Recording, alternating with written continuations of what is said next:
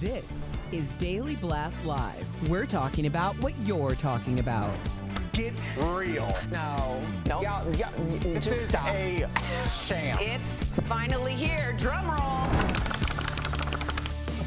Welcome back to DBL. Happy Friday. Oh, the good old days. Good old days. Reminiscent up here. 2 to 3 Fridays. I'm telling you, if you started this show just 30 seconds early, we wouldn't be on the air anymore. Nope. All right, let's get to it. Time Magazine revealed its top 100 most influential people. Sadly, Al was off the list this year. Racism.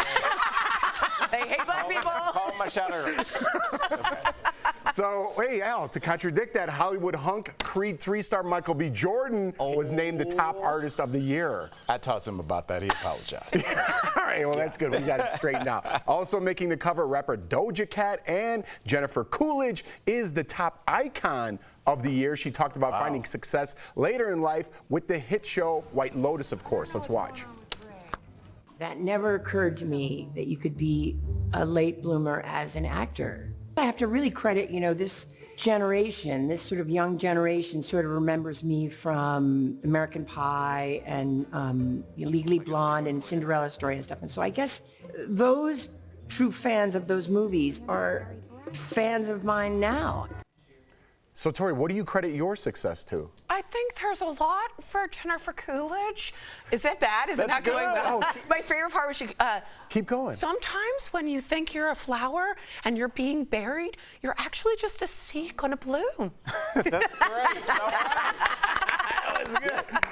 So now, what do you think? What do you think it is about her? So, okay, here's my thing. I followed her from the Christopher Guest, who's married to Jamie Lee Curtis, the mockumentary style. So that Waiting for Guffman, Best in Show. She is someone that you always say about me. It's my favorite compliment is she's not afraid to be silly. So she runs with it. She leans into it, and she does hysterically good timing and incredible improv. I mean, she was in Second City, all these Groundlings. So the woman has the accolades, and she is taking off.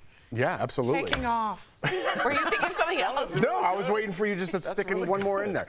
Other people who made the cut include Brittany Griner, the WNBA star who was in prison and then released from a Russian prison, actors Austin Butler, Pedro Pascal, Kiwi Kwan. Oh, yeah. And in the Titans category, we have Angela Bassett, Beyonce, and Elon Musk.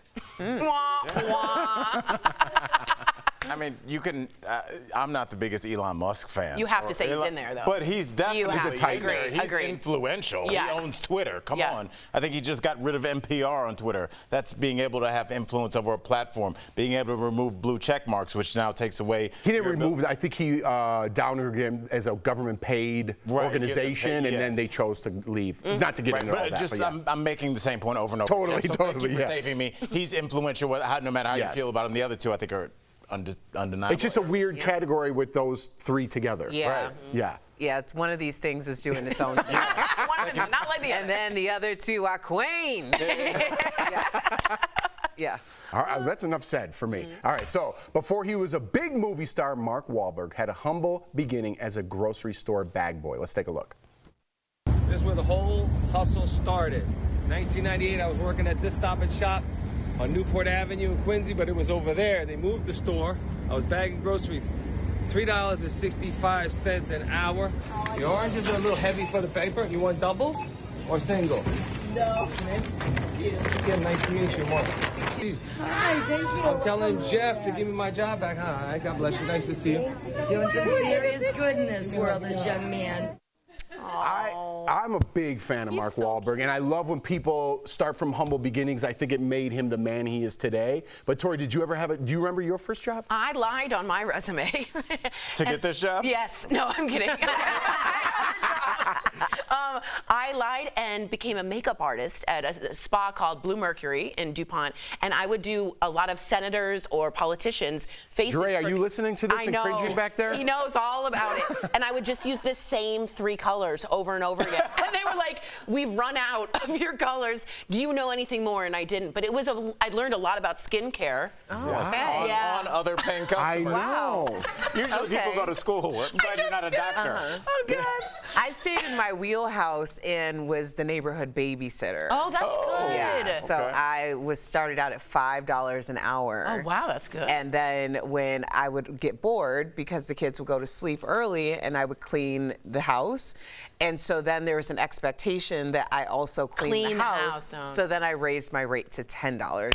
Yes. Well, for $10 an hour, you busy this weekend? That's right. Jeff, I resonated with this story so much. You were talking about just like humble beginnings, and like I was looking at him asking if it was double bagged, and you could tell that instinct is still in there all those years later. And I was a busboy. That was my first job at Embassy Suites Hotels.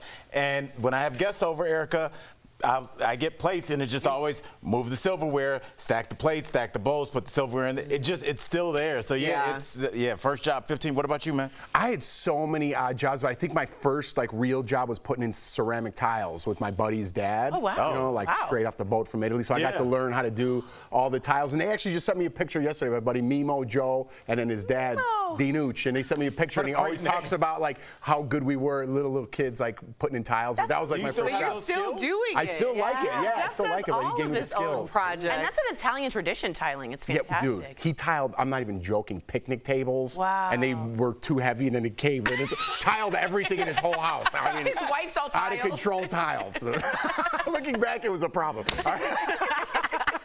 So listen to this. Ben Affleck and Matt Damon are the best of friends, of course, but Ben revealed what Matt was actually, he was the worst roommate when they lived together back in their 20s. Let's watch. We went weeks, 2 weeks without touching the apartment. Came home one day, me and him, Matt's there in his shorts, his t-shirt, playing, I think it was the 92 Sega hockey game in the middle of what was the living room, just surrounded by like concentric circles of garbage, pizza boxes. Sushi. I looked down at this sushi thing that was like a week and a half old, and there's maggots. No! Yes. Oh, boy. And we were like, we submit. Oh, Wow. no. I'm not shocked. What? You see me and Jeff and Erica and Tori. When I was at college, my friends. Tori's face just looks like she's the Matt Damon. Oh my God! I'm not Maggot Damon. I am not. That's like hoarding. That's like too far. Yeah, of course. But finish what you were saying. Yeah. Oh, well, I was Tori just had a look on her face that she wouldn't get rid Like of. guilty. Yeah. My buddy Mark Petty just had a baby girl. Shout out to little Millie. I'm the godfather. Oh, but mazel he came to tov. visit me in college, and I remember I actually ended up. This is the roommates where I pitched that MTV show based on their house. It was called "Don't Touch My Junk, Bro." That was the name of the show, and it was because their place was so gross. I remember I woke up at like 3 in the morning. My friend Mark, who would come to visit me, was, if you can picture, putting your back against the wall and just squatting down, so you're just kind of on your knees with his arms folded, and that's how he slept because he didn't want to touch anything. That's hoarder. There were like, I mean, just open piles of trash, dirt in the bathtub. It's like 4 dudes in college. That's So, not like, okay. I wish that was shocking to me. I lived amongst that, so, and that's why my place is always so You're clean. very clean. I see. I'm your desk mate. I don't like that. I remember, I don't know where my need to clean left at some point, because in college, I remember I was the tutor for a certain division of the university. And so I'm tutoring this person. Yeah, why is it so secretive? Certain division. Look in here. She's all disappeared. For a certain athletic group. Yes. And I'm tutoring this guy, and at the end of the tutoring, I was like, I can't come back over here like this. Disgusting. So me and one of my girlfriends started like picking things up, because I was like, I can't. What were you seeing? I mean, there was just food everywhere, and there was like it was horrific. And at one point, my girlfriend goes to, she's like, just random bottles of juices, and he goes, no, that ain't juice. And we all just pause, and I'm like, the bathroom is literally right there. Dude. Why is it Howard in Hughes a bottle? And he's like, well, so-and-so was in the bathroom. I had to go, so I went. Oh my and I'm like, God. and you left it on your dresser. Wow. These are pretty disgusting stories, Yes. Tori. Could you top that? Mine's not disgusting. Mine's just like weird. My roommate in New York stopped talking to me. I think I've spoken about this before. And the worst The thing one with the fake phone call? Yeah, the worst thing you could do to me is be mad at me and not explain why, so I can't like work it out. So for a whole year, we didn't speak. We would pass each other, and I told you, would pretend to be on the phone. And then that one time, she walks by me and she goes, "Can't talk, sorry." The phone rang while she was pretending to be on it. What does that have to do with being dirty? It's just a bad roommate situation. It was really hurtful. Jeff, I feel like you got some. No. And she I mean, you know what's funny? You never had a dirty roommate? I did. I was never the dirty one. I'm very clean. I still am to this day. But you know, like bringing back the old days of Big Brother, like that's a thing. Like you're in a house with like 15 other people, and if someone's dirty, it's like, I want to vote that guy out because he's filthy. That was like a reasoning in my head to vote somebody out. That's a good Because they didn't point. clean up after themselves. That's a fair point. I think a lot of people would do that in real life if they could. Like a roommate that leaves dishes. vote them out? Yes, they eat your food and leaves the dishes in the sink. And I'm like, I would take that over the orgy story, which I'll tell during the break. all right. Wow. Should have led with that. Hey.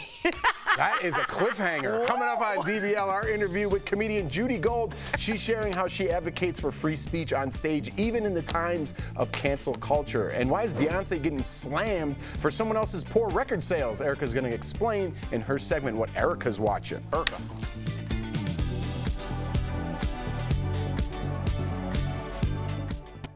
Somebody roll the clip. Let's make sure we have Jeff's sex tape. Wow, things are getting spicy here at DBL. Cold-hearted snake, look into his eyes. Let's roll that again, everybody.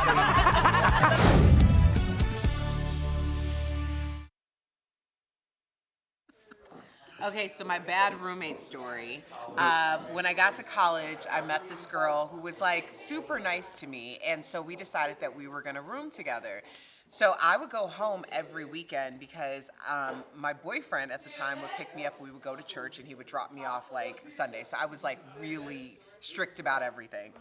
I get back early and on a Saturday night, and I walk into my room and there are 10 random people in my room engaging in sexual activity. You told me about that. She told me that. My roommate and 9 of her friends. And they're literally all over my bed, on my desk, like on my chair. They're using my lava lamp. As what? Yeah, right. I had like a lava lamp. I had a little disco ball. They're using that. They're using my stereo. Well, you kind of set the scene in their defense. They're using everything of mine. And I walk in, and it is, I mean, it was overwhelming to every sense I had, right? And so I scream and turn on the lights, and there's just like nudity flying around everywhere. There's people scrambling to get dressed.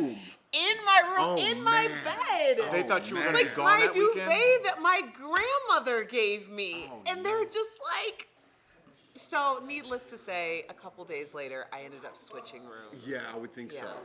Yeah. Did you guys ever have a conversation? No, and she harassed me for 4 years. She harassed you? Yes, she made my life, and I would have to walk the other direction because she made my life so What was her miserable. defense? You came home early? Yeah. Yeah. I'm too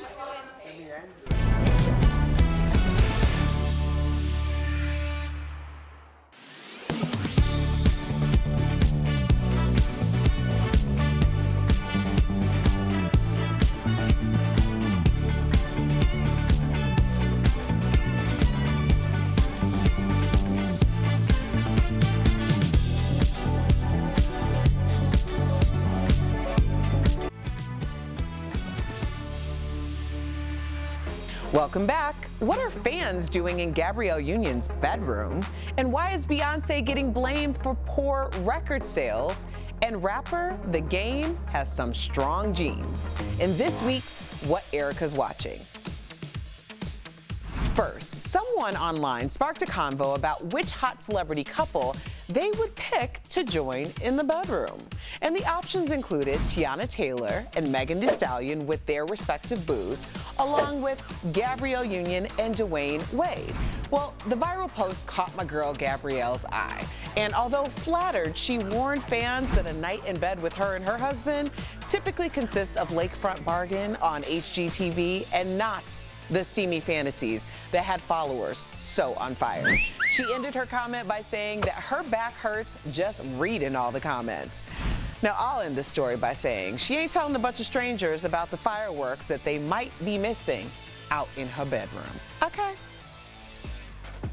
Next, although Chloe Bailey has been killing the spotlight with her acting career and previous singles, her long-awaited debut album seems to have fallen into pieces, with only 10,000 units sold. Well, Chloe is Beyonce's protege, but now the Chloe camp is coming for Queen Bey and her hive. Blaming Beyonce for not promoting or being featured on the project?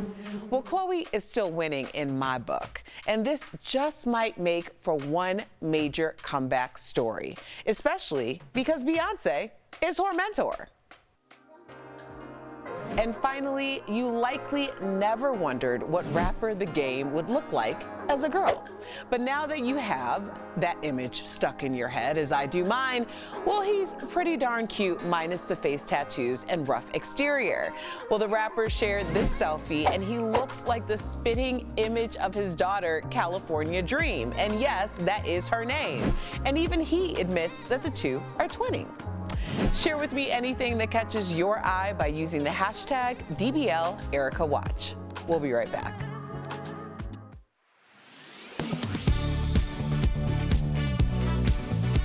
As your body works harder to keep you warmer, you'll burn more calories. It's this TikTok video that's gaining traction online. This user claims running outside in the cold will actually help you burn more calories. As we still have a few more cold mornings ahead of us, we wondered, does working out in the cold weather actually burn more calories than in warm weather? To verify, we went to the American Sports Fitness Association, a study in the American Journal of Human Biology, and sports medicine doctor David Geyer. Working out in the cold and heat both have different benefits, but when it comes to burning calories, you probably can burn a little bit more, not a significant amount, but a little bit more. A study in the American Journal of Human Biology found that people who hiked in temperatures below freezing burned 34% more calories than those who hiked in temperatures above 50 degrees. If it's significantly colder, your body is going to have to work harder to basically generate heat and get you comfortable. That process of warming yourself up, according to the American Sports Fitness Association, is called thermogenesis, and it can be more efficient at burning stored fat as fuel to regulate your own temperature. Though it's great to get outside and try to burn more calories in the cold, Dr. Geyer says you still have to do it safely. Now, I would do it by wearing layers rather than one big, thick, insulated coat and maybe insulated running pants. Do it in multiple layers. So as you start to warm up, then you can take those layers off and then potentially get some of the benefits of the cold exposure. So we can verify that, yes, working out in cold weather can burn more calories than in warm weather. With your Verified, I'm Megan Bragg.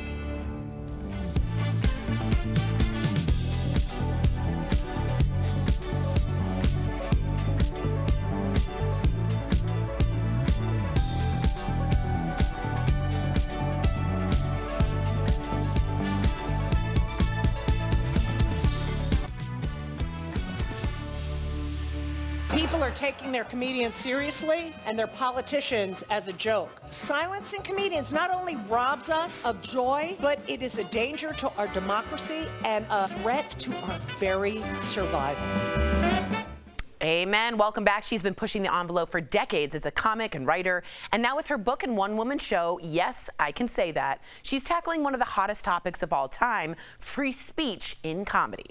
Earlier we spoke with Judy Gold. Take a look. Please welcome to the show, Judy Gold. Yeah, Judy. Hello.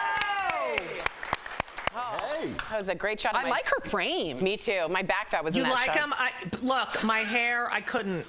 It's 90 degrees here almost. Oh my. What is going on? You're schwitzing. Don't worry about it, Judy. You look fantastic. Yeah. You look All amazing. right, thank you're you. schwitzing like you I look put on fabulous. lipstick. Yeah, you look All great. right, You look great. All right, you recently launched your one-woman show based on your book, and it is all about free speech from the perspective of a comedian. I could not be so more proud to speak with you about this. Do you feel cancel culture has gotten worse, though, since you wrote the book back in 2020. It's Judy's fault.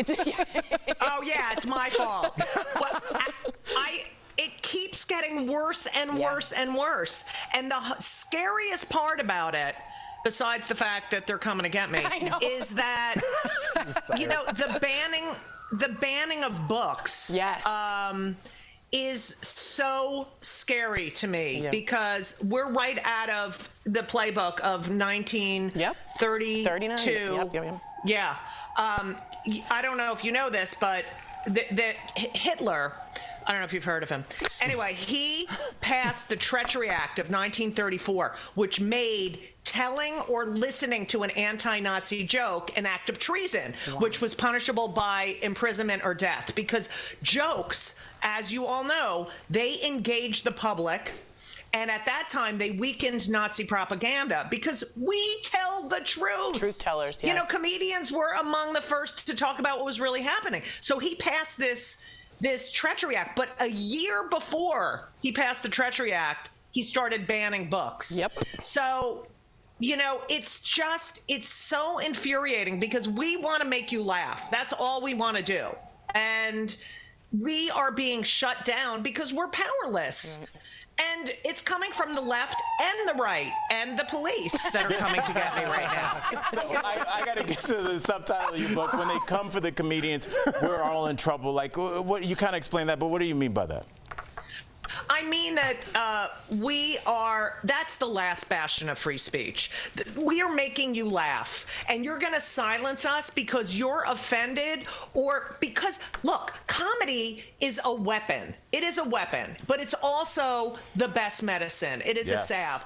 And, you know, there's a reason Donald Trump could not go to the White House Correspondents' Dinner. That he got, you know, he also tried to get the DOJ and the FCC to investigate Saturday Night Live. Mark Twain said that tyrants, well, I know that tyrants know that laughter is a very powerful weapon. But Mark Twain said, against the assault of laughter, nothing can stand. And it's true.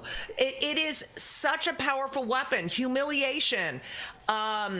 There's nothing, you can't recover from that. And insecure politicians who want power know that, you know, I don't think it's a coincidence that Zelensky is such a great leader and he's a comedian. He knows how to connect with people. You know, he knows how to get his message across. Absolutely. Wow. Gosh, so much that we could talk about here. You got to get in here. But luckily, we got her book here. Yes. So, Judy, this has been such a great talk. We love hearing your perspective on this topic. But DBL Nation, check out Judy's book. Yes, I can say that. When they come for the comedians, we're all in trouble. Out now on Amazon, and also go to judygold.com for more on her upcoming shows. Hopefully, adding Denver to the list. Yes, please. I'm counting on you. Thank you, Judy. We'll be in touch. All right, thanks. Thank you for your words. Thanks for having me. Of course. Thank you. We'll be right back.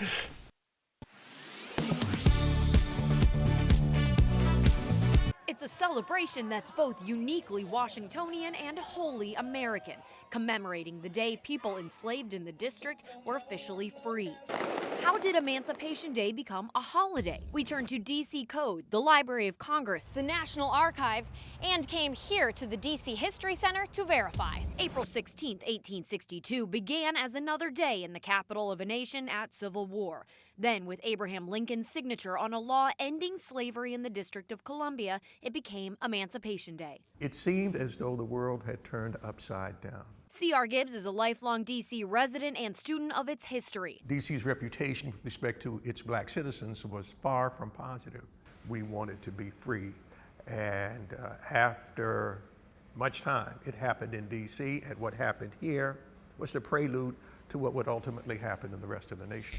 The Compensated Emancipation Act reimbursed the legal owners of 3,100 people who were immediately made free. This was months before the Emancipation Proclamation and more than 2 years before the 13th Amendment. By the time the Civil War ends, we're going to have 40,000 people come into the district and the surrounding areas. And ever since, April 16th is no ordinary day in the Capitol. Certainly for the African American community, DC Emancipation was the social event. But it wasn't until 2005, with the passage of D.C. Act 15-082, the District of Columbia compensated Emancipation Day became a public legal holiday, declaring, quote, "It is important to the descendants of those free blacks and slaves and to all other citizens in the district that this important moment be formally recognized." Not just an excuse to party, but that there is a history of struggle and resistance behind it. With your Verify, I'm Abby Larico.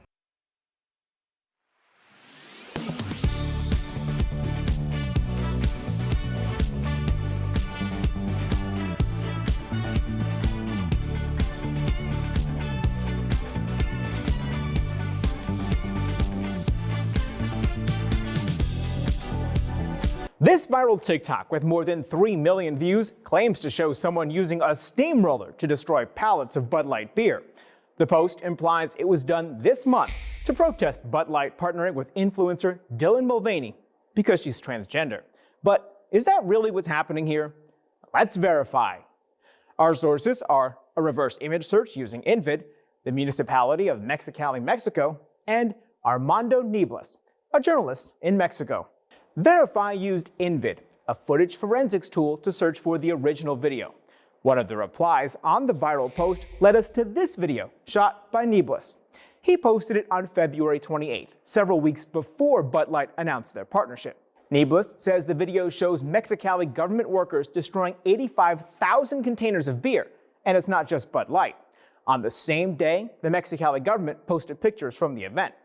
The government says they were destroying beer that was seized during the pandemic that had become a health hazard. So, no, this video does not show cans of Bud Light beer being destroyed as part of a boycott in April. With your Verify, I'm Brandon Lewis.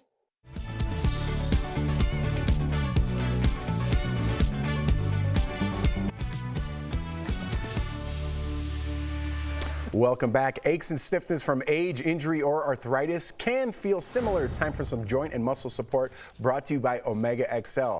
Here are signs that you should get checked for arthritis. Pain in your joints, especially in the morning or after long periods of being active, or inactive, I should say. Why wouldn't it be active? Because when you get stiff when you haven't moved a lot. Oh, yeah. All right. Well, never mind. You can also experience stiffness and swelling or limited range of motion. If you have these symptoms, you should talk with your doctor. Omega XL has improved the lives of millions of consumers. Supported by 30 years of clinical research, Omega XL's powerful and proven benefits have transformed the lives of athletes, celebrities, and dedicated daily users. Call 800-813-6801 or visit OmegaXL.com for more information.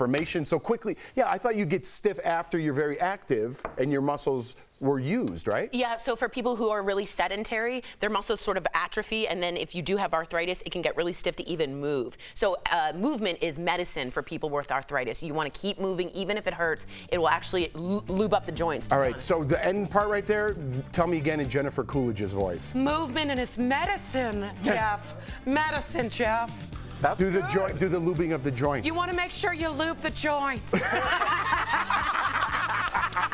That's how I want to end Friday. That was good. Good job, Tori, and good explanation. Happy Friday, everybody. I hope you have a great weekend. We'll see you same time, same place on Monday.